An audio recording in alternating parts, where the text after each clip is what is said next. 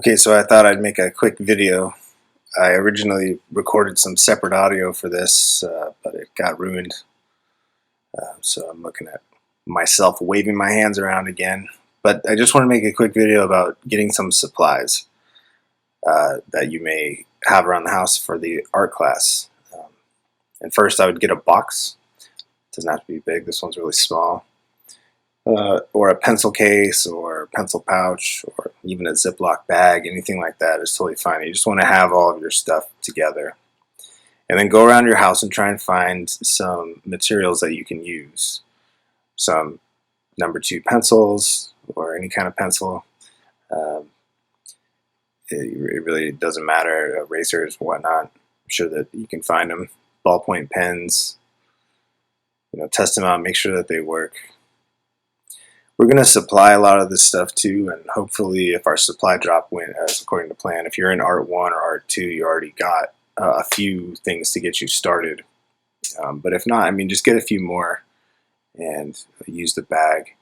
And we'll talk a little bit about paper a bit later. Those are some darker pencils. These are art pencils you could find at a art supply store or get them online. I would encourage you to get all of your supplies online if you can. But if you're masked up and you can make a quick run to Michael's or something, that's fine too. Or you can find a pretty good supply of things like Crayola markers or anything at a Target or what have you. But of course you can all order these things online, and there isn't really a rush. We're going to start off real simple. If you wanted to spend a little bit more money, instead of something like Crayola markers, you could get some Prismacolors. That's if you want to make the investment, and if you like the experience of a little bit more expensive materials. It's really going to be your choice. I've got both here in where I work, and both back in the classroom. So find uses for both of them. As far as paintbrushes are concerned, in the beginning we're going to start with watercolors.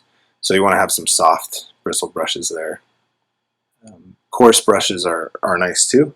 Maybe not for watercolor, but when we do painting, those will become useful.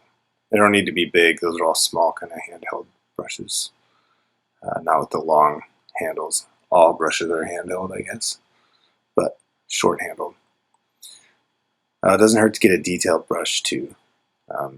Especially if you can get your hands on some ink, or if we can get you some ink supplied. Those types of brushes are going to be really great. Speaking of watercolor, this is my watercolor set at home. You can just to prove it's not a fancy one, student grade, really simple. You can get just the basic colors, or you can get the double size one for pretty cheap. Don't spend more than $10 on a student one, and you can spend as low as $3 or so. Another thing to think about is the dollar store. They have a lot of art supplies, and if you're just starting out, those will do just fine. I've bought lots of art supplies from the dollar store, lots of everything. That was tube watercolors, which you can get at an art supply store or online. Well, this is going to be your friend printer paper right here. Just get a little stack of it, and that's going to be just for sketching and drawing out ideas. But it's a good paper for using on pretty much anything. Doesn't mean the final piece can't be on printer paper.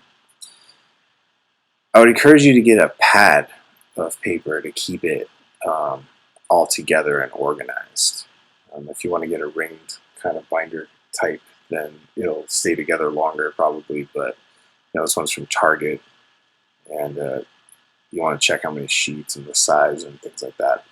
You can pick any size you want, since at least for the time being I won't be seeing your art physically.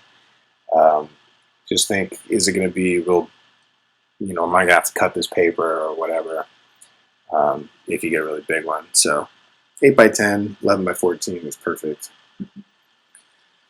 You want to read the weights on there. 11x14, 100 sheets at 60 pounds. That's the stiffness of the paper. So sketch is as low as it's a little bit thicker. It's like twice the thickness of printer paper.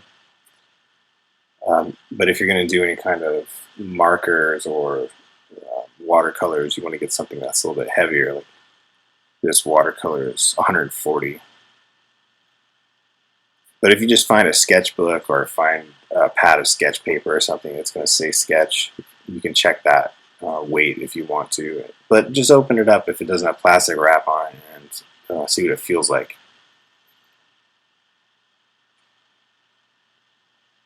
If you were ordering it online, of course, you wouldn't be able to do that. So, check the weights. It should be in the description of the product.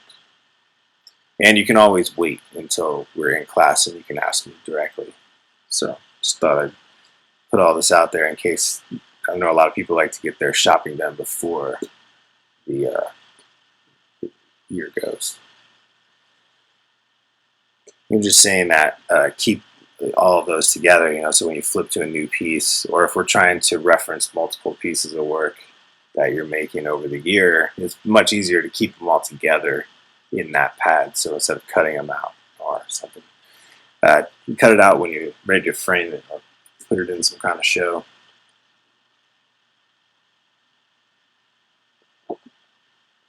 And you can see all these supplies are very simple. You can always add to it a little bit more. I know a lot of you probably already have a kind of a case like this or something, and you can get really expensive, but you don't have to. This is a sketchbook, the current sketchbook that I'm using, and that's watercolor paper. It's really small. It's 3.5 by 5 or 6, so I can fit it in my pocket. I would encourage you to get a sketchbook, but you can always make your own, and that's going to be one of the first things that we do in the beginners class, or in R1 at least. Not beginners, been making art since you were little tiny kids. Yeah, a sketchbook would be a good idea, but it's something we're going to discuss. But if you're already ordering things and you're out getting supplies, then grab yourself a sketchbook too, and spend as much as you want on it. You can get them in some places for as little as a couple bucks, or you can spend $20 or $30 on a nice one. It's up to you. I buy the ones that are somewhere in between those, but I also make my own sometimes. And yeah, get a box and to use it and keep all your supplies in there, and you can decorate the outside of it. You can do all different kinds of things to it. And it's just going to be a place to organize.